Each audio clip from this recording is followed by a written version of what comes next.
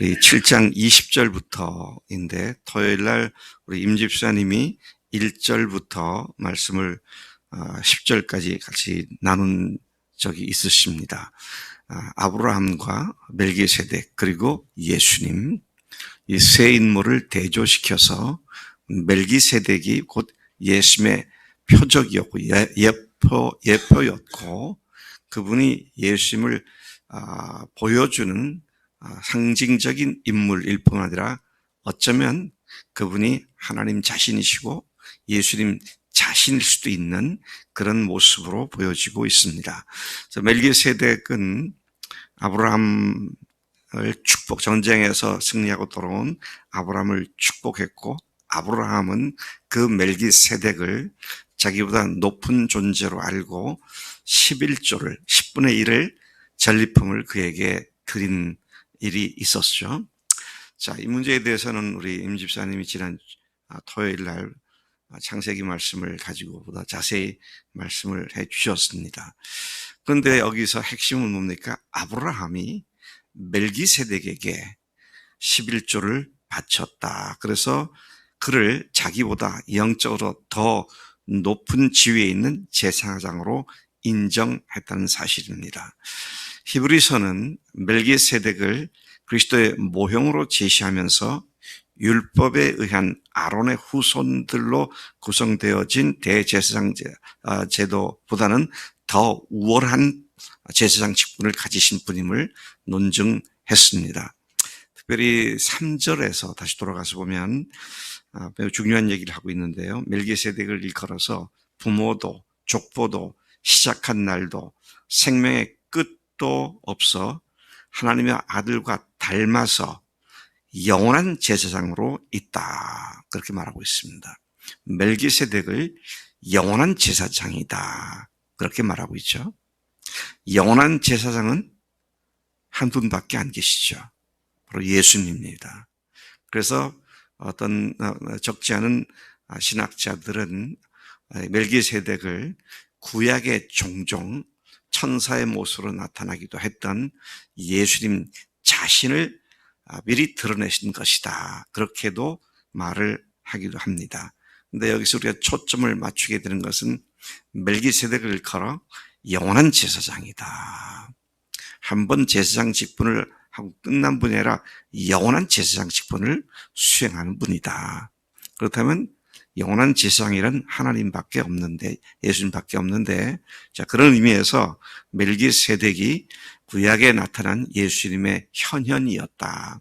그렇게 보는 견해도 상당히 일리가 있어 보입니다.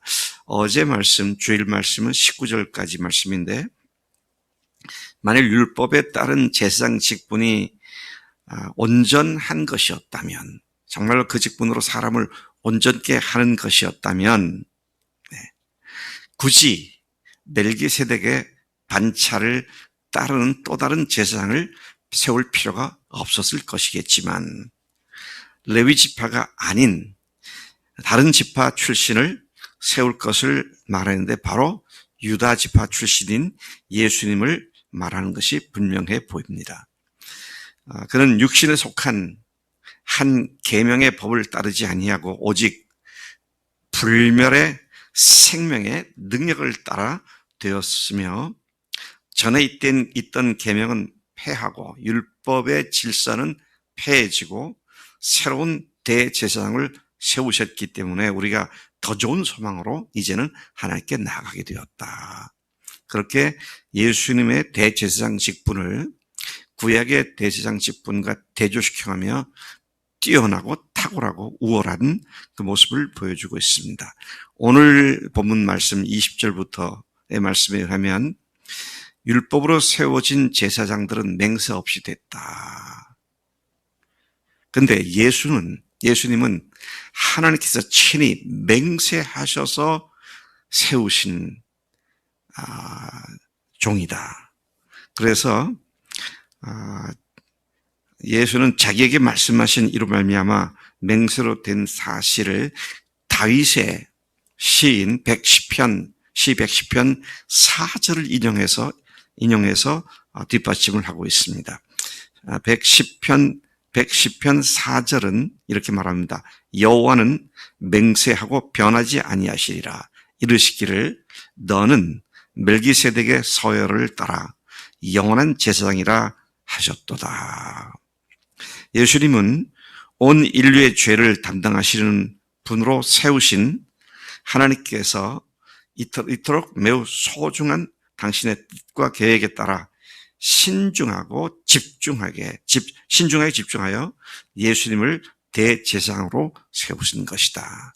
하나님이 아주 신중하게 그리고 소중하게 세우신 것이 바로 예수님을 대제사장으로 세우신 것이다. 그래서 우리가 이 하나님의 큰 구원을 결코 대수롭게 여기거나 가볍게 여길 그런 분이 아니시다. 자, 그런 말씀을 하면서 22절에 보면 이렇게 하나님의 거대한 뜻과 섭리 속에서 대제사장이 되신 예수님은 율법과 비교될 수 없는 더 좋은 언약의 보증이 되셨다고 말을 합니다. 이를테면 옛 언약이 아니라 새 언약으로 세워진 보증이시다. 그런 말씀이죠. 23절에 보면 율법에 따라 대제사장들이 된 자들은 항상 존재하지 못하고 죽기 때문에 그들의 뒤를 죽은 뒤에 이어 계승해 나갈 제사장들의 숫자가 굉장히 많았지만, 그런데 예수님은 영원히 계시기 때문에 그 제사장 직분을 계승할 자들을 더 이상 필요하지 않으시는 분이시다. 그렇기 때문에 자기를 힘입어 하나님께 나아가는 자들을 온전히 구원하실 수 있는데, 이는 그가 부활하셔서 항상 살아계셔 그들을 위하여 친히 간구하심이기 때문이다. 그러니까 예수님은 지금 하나님 우편에 계시면서 성소와 하나님 사이에서 중재자 역할을 하시는 분이시다. 자, 지금도 주님은 우리를 위해서 친히 하나님 앞에 대언자가 되셔서 우리의 연약함을 위하여 간구하신다. 그 말씀이 어디 있습니까? 우리 상범 형제가 말해봐요. 우리를 위해서 지금도 하늘에서 우리의 연약함을 대언해 주시는 분이시다.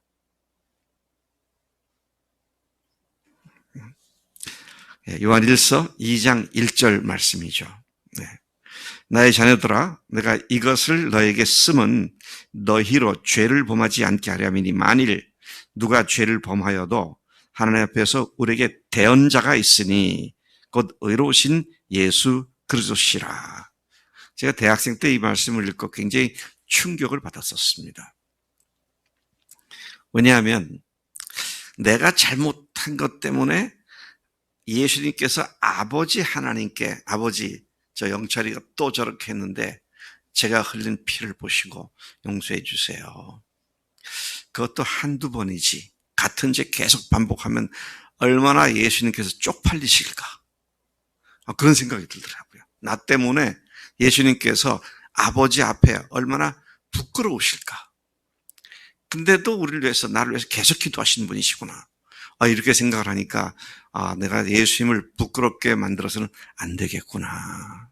그럴 때마다 하나님 앞에서 나를 대언해 주시는데, 다양한 죄를 지어서 그렇다고 한다고 하더라도 그렇지만 똑같은 죄를 계속 반복하는 것이 얼마나 예수님을 안면 깎게 만드는 일일까. 이런 생각이 제 어린 마음에 굉장히 강하게 이렇게 찾아오더라고요. 지금도 우리를 위해 하늘에서 대언하시는 우리의 대제사장이신 예수님을 거룩하고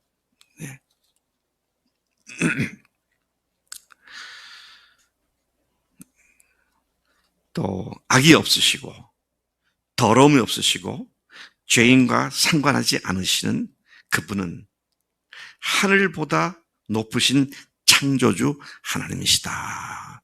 지금 히브리서 기자가 예수님이 하늘보다 더 높은 분이시다, 창조주시다, 그렇게 말하죠. 27절에 그분은 율법을 따라 대제사장이 된 자들이 먼저 자기 죄를 위하여 제사를 드리고 난 후에 백성의 죄를 위하여 제사를 드리되 그것도 한 번으로 안 되니까 날마다 드리는 것과 같은 그런 제사 드리는 분이 아니다. 그들과는 전혀 다르신 분이시다. 그분은 단번에 자기를 드려 모든 죄를 위한 제사를 한 번으로 완전히 다 이루신 분이시다. 이렇듯 28절에 보니까 율법으로 말미암아 대제사장으로 세움받은 사람들은 그들이 약점을 가진 사람들로서 대제사장으로 세워졌지만 하나님께서 맹세의 말씀으로 세우신 이 예수님은 영원히 온전하게 되신 아들 예수님이시다. 자, 그런 말로 28절을 마치고 있습니다. 우리가 믿는 예수님은 그 어떤 탁월한 제사장 중에 한 사람도 아니고요. 또 그는 어떤 탁월한 선생 중에 한 분도 아니라 바로 하나님 자신으로서 자신의 몸을 희생시키시고 부활하셨고 승천하신 데는 지금도 하나님 우편에서 우리를 위하여 친히 대언자가 되어주셔서 우리가 넘어졌을 때 우리의 연약함을 체휼하신 분으로서 자신의 흘리신 피를 하나님께 보이면서 영원한 제사가 되었음을 우리에게 하나님께 확증하는 그런 말씀으로 대언하고 계시는 줄로 믿습니다. 이 주님이 우리의 대언자이시니까 조금도 두려움이 없이 주님께로만 완전히 메어 달리는 오늘의 삶이 되기를 축복합니다. 하나님 아버지 감사합니다. 저희들에게 주신 이 예수님, 멜기세덱의 서열을 따라 되신 예수님, 우리의 대제사장, 영원하신 우리의 대변자, 참으로 주님께서 지금도 살아계셔서 영원한 대제사장 되심을 감사합니다. 우리가 이 은혜를 입고 우리가 넘어져 또 오뚜기처럼 일어나겠사오니 하나님 성령님께서 이 믿음으로 우리를 늘 승리케 하도록 인도해 주신 줄로 믿습니다. 감사하고 예수님의 이름으로 기도를 쌉나이다. 아멘, 아멘.